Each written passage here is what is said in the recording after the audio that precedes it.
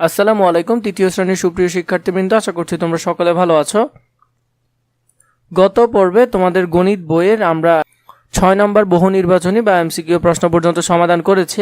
এখন সমাধান করব তোমাদের এখানে যে অঙ্কগুলো আছে 79 এবং 80 পৃষ্ঠার যে অঙ্কগুলো আছে সবগুলো অঙ্ক আমরা ধারাবাহিকভাবে এখন এই ভিডিওতে সমাধান করব। প্রথমে দেখো, একটি পেন্সিলের দাম 20 টাকা ও 5টি খাতার দাম 150 টাকা। 5টি পেন্সিল ও 5টি খাতা কিনতে কত টাকা লাগবে?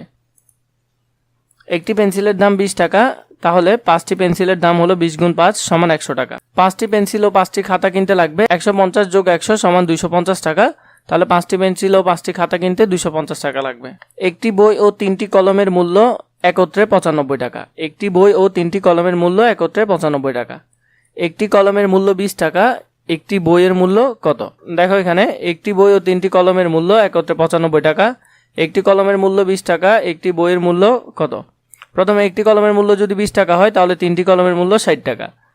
একটি বই ও 3টি কলমের মূল্য যদি 95 টাকা একত্রে হয়, 3টি কলমের মূল্য যদি 60 টাকা হয় তাহলে 95 থেকে 60 বিয়োগ করলে একটি বইয়ের মূল্য পাবো। তাহলে একটি বইয়ের মূল্য কত? 35 টাকা। এরপর দেখো, একটি তাকে 42টি বই রাখা যায়, এরূপ 2টি তাক ভর্তি বই আছে, এছাড়া আরো 8টি বই আছে, মোট কতগুলো বই আছে? প্রথমে দেখো, একটি তাকে বই আছে 42টি, তাহলে 2টি তাকে 42 গুণ 2, তাহলে 84টি বই আছে।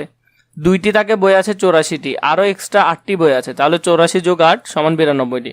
তাহলে মোট বই আছে কয়টি? 92টি। এরপর দেখো 5 নম্বরে, ফয়সাল প্রতি মাসে 120 টাকা বৃত্তি পায়।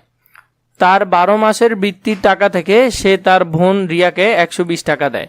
এক মাসে বৃত্তি পায় 120 টাকা, 12 মাসে বৃত্তি পায় 120 গুণ 12, তাহলে 1440 টাকা। ফয়সালের কাছে আছে 1440 টাকা, সে যদি তার বোন রিয়াকে 120 টাকা দেয় তাহলে অবশিষ্ট থাকে আরো 1320 টাকা।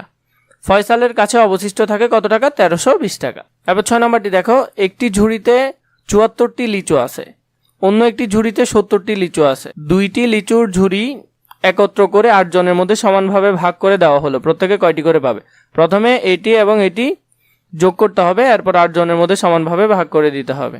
প্রথমে দেখো, একটি ঝুড়িতে আছে 74টি আর একটি ঝুড়িতে আছে 70টি, মোট 144টি লিচু আছে।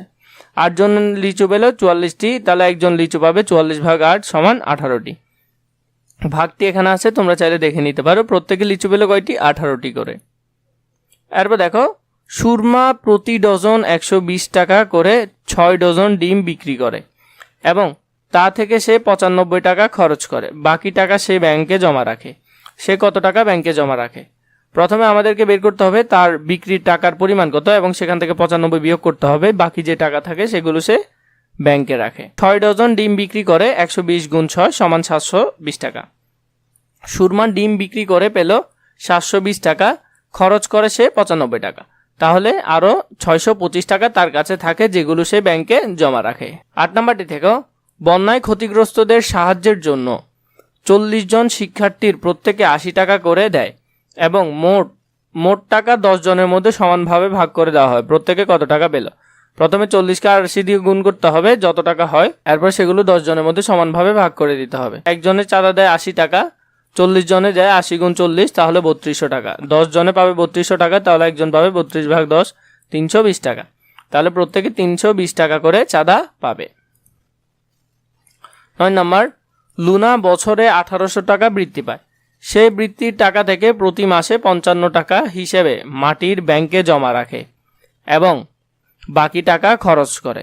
সে মাসে কত টাকা খরচ করে? তাহলে আমরা এটা করে নিই। আমরা জানি 1 বছর সমান 12 মাস। 1 মাসে জমা রাখে 55 টাকা, 12 মাসে জমা রাখে 55 গুণ 12 সমান 660 টাকা।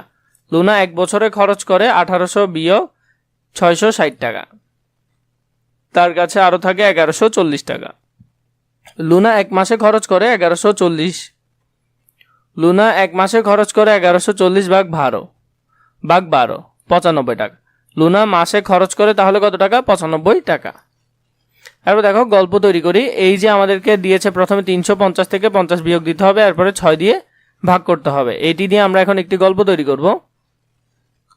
প্রথমে তোমাকে সবসময় মনে রাখতে হবে গাণিতিক বাক্যের প্রথমে ভাগের কাজ করতে হয়, পরে গুণের কাজ করতে হয়, পরে যোগের কাজ করতে হয়, এরপরে বিয়োগের কাজ করতে হয়। এছাড়া যদি ব্র্যাকেটের ভিতর থাকে সেম নিয়ম, প্রথমে ভাগের কাজ যদি ভাগ থাকে, এরপরে গুণের কাজ যদি গুণ থাকে, এরপরে যোগ, এরপরে বিয়োগ। এবার দেখো আমরা যদি গল্প তৈরি করি, এখানে এটি দেওয়া রয়েছে। প্রথমে তো আমাদেরকে ব্র্যাকেটের কাজটি করতে হবে, 350 থেকে 50 বিয়োগ দিতে হবে। রোজার একটি পেয়ারা গাছ থেকে 350টি পেয়ারা পারে, যার মধ্যে 50টি পেয়ারা নিজের জন্য রেখে দেয়, তাহলে 350 থেকে 50 চলে যাবে।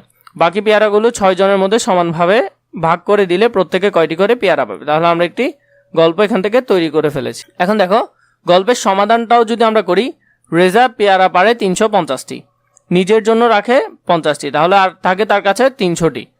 তা যদি 6 জনের মধ্যে 6 জন পেয়ারা পাবে 300টি, একজন পেয়ারা পাবে 300 ভাগ 6, তাহলে 50টি, তাহলে প্রতিজনে পাবে 50টি করে পেয়ারা। দ্বিতীয়টা দিয়ে যদি আমরা তৈরি করি, তাহলে দেখো প্রথমে এখানে গুণ আছে, তাহলে গুণের কাজ আগে করতে হবে। প্রথমে আমরা একটি গল্প সাজাই। একটি স্কুলে 30 জন শিক্ষার্থী 50 টাকা করে চাঁদা তুলে সেখান থেকে 950 টাকা গরিব শিক্ষার্থীদের সহায়তার জন্য দান করে।